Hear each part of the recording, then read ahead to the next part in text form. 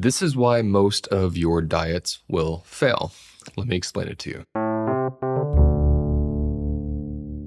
So it took me a little while to understand this. I was primarily working as a nutritionist for over a decade with a very busy private practice, and I worked with people from all walks of life, from all class backgrounds, all health backgrounds, and I would find that no matter how good I got at teaching nutrition and giving protocols to people and helping them with their diagnoses, or treating their diagnoses that they would get from a doctor, most people would end up hitting a wall, usually after a couple weeks.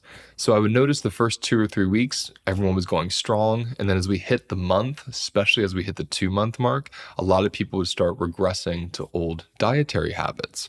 And there's this question people ask: why do I eat foods that I know are going to give me an outcome that I'm not wanting or liking, or even a scary negative health outcome that I can't afford to have because my health is so compromised? Why on earth, if I know better, am I not doing better? So I had to go train for several years in trauma, and specifically in somatic psychology, the branch known as somatic experiencing. So I could really begin to put my knowledge of biochemistry with foods and nutrition with the nervous system and the adrenal glands and our personal relationship with ourselves, which I learned from studying trauma. And what I found was food helps us tolerate the intolerable. The processed foods that we eat give us a state change. They shift our biochemistry. They shift the chemicals in our brain within minutes. So if we're depressed or overwhelmed or scared or can't sleep at night, we can turn to certain processed foods and get a very predictable outcome of drowsiness or stimulation or joy or hope or pleasure within a couple minutes. Now, this doesn't last very long. You know, if you eat a couple slices of pizza, you're going to feel very gooey and comfortable and more calm and relaxed, especially if you're heightened or grieving or having any kind of overwhelm to your nerves. But once your body actually digests and metabolizes the food, we go right back to the base state we had. And in many cases, we actually are more stressed after eating the food because certain processed foods create stress response. The foods themselves have such a negative impact on the balance of your glucose levels that it actually creates a subsequent adrenaline response.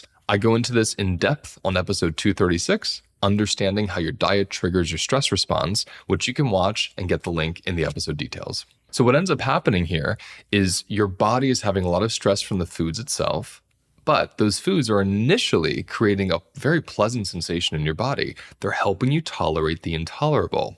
When you start eliminating processed foods, when you start reducing sugar, reducing refined carbohydrates, these foods that have this very, very quick state shift in our brain and our body chemistry, you start experiencing what I call food sobriety.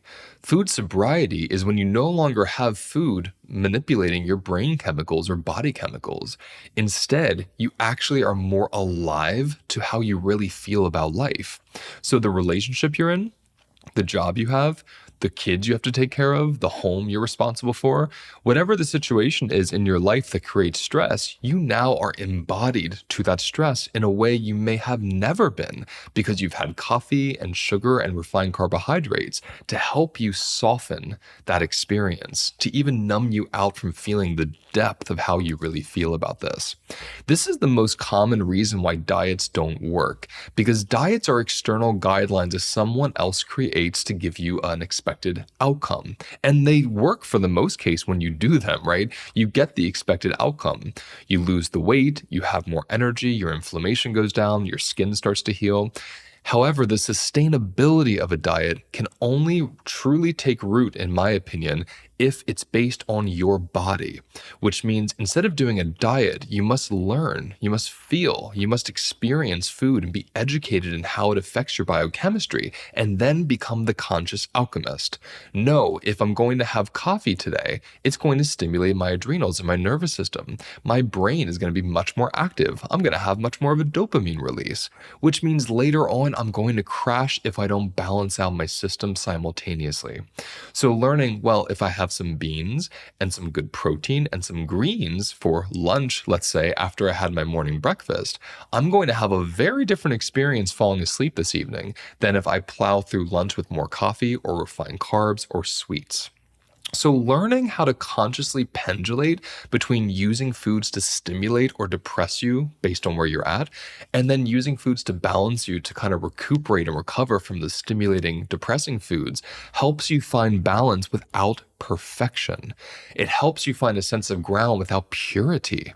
It takes the burden off of having to do a perfect diet and actually invites a relational experience, which is how do I consciously relate to what I'm eating? And this is what I learned from somatic experiencing and being essentially truly obsessed with trauma and working with it for the last 8-9 years was when you put these two modalities together, holistic nutrition education with somatic experiencing and being able to track the felt sense and know how to be with big sensations when they come up, you have a new kind of sustainability and longevity to dieting. Again, because if diet is just an external guideline someone gives you, that's going to have a short shelf life for your body. It's not going to last very long because it's not in relationship with your unique experience. If that diet hasn't been crafted for you while you're grieving, good luck. If that diet hasn't been crafted for you because of the way you work or the responsibility you have when you get home or your relationship to your body due to past or current traumatic experiences, good luck. The diet is not congruent with you as a person. And this is why I am doing a 6-month nutrition program that teaches you how to understand the biochemistry in a very simple way of whole foods, how they affect your body so you can become a conscious alchemist of your food eating and how your body experiences that food, but then simultaneously learning how to hold and track the sensations that come up when you start entering food sobriety. I call this titrating peace. You can't just eat balanced whole foods and say, I'm going to feel great. Life's going to be good now. You have to actually practice feeling peace in your body. And when you stop eating foods that are numbing you out and making you feel better, you rip the Band-Aid off, you're going to go through a biochemical withdrawal that's very similar to any hard drug addiction that we are coming off of. So you want to treat it the same way. So you want to titrate it. You want to titrate yourself off of refined carbohydrates or even titrate the reduction of them out of your life. So it's a slow, gentle food sobriety that emerges instead of this massive noise from inside of you that you've never had to feel because these foods were blocking your perception of your actual emotional state and your actual reaction to life around you.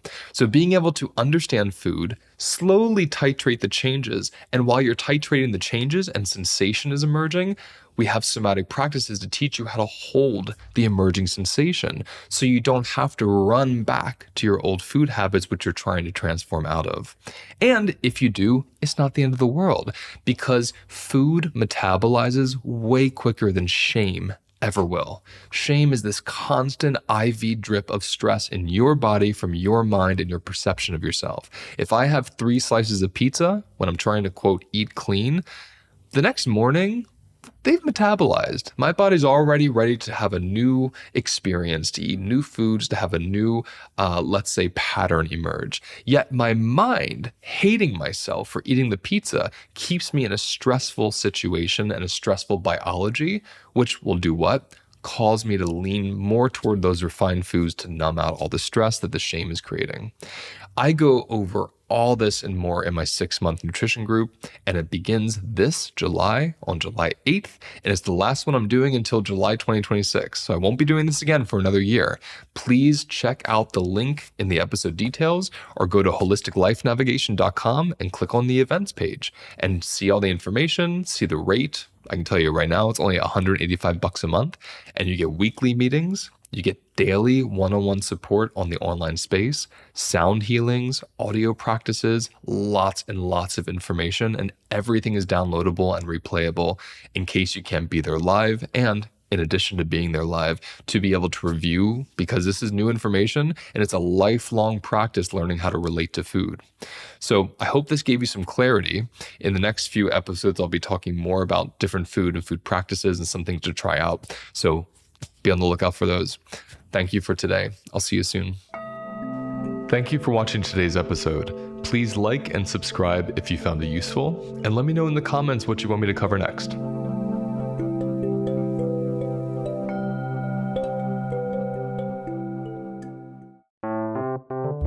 If you want to learn much more about nutrition, especially through the somatic lens and how you can use food to recover from stress and trauma, there's really no better time than now, because I am about to lead a 6-month nutrition group that begins on July 8th.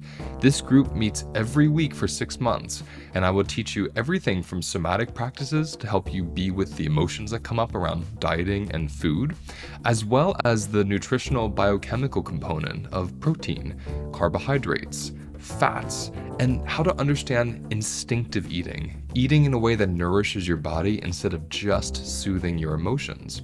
When you bring somatic practices with nutritional ones, you get to eat for nourishment and then learn other ways to hold your emotions and tend to yourself instead of using food that could be detrimental to your health and your balance of your body. For more information about this group, please click on the link below in the episode details, and you have until July 7th to register. I look forward to seeing you in there. I have developed a 4-week self-paced course that takes 18 years of my personal and professional experience and puts it into one place where you can easily and quickly learn the foundations of recovering from stress and trauma. How does the food you eat affect your stress levels? How do the relationships in your life create stress or peace? How does the relationship you have with your body allow you to feel happier and more settled?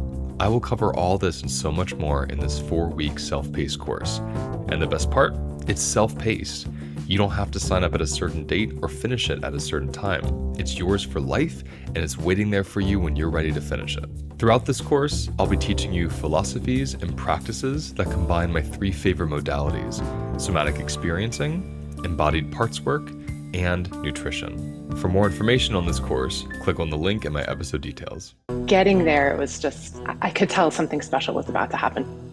There's just something about in-person retreats that just doesn't compare to online space. Minla is outstandingly beautiful. Why not be there with Luis and his team?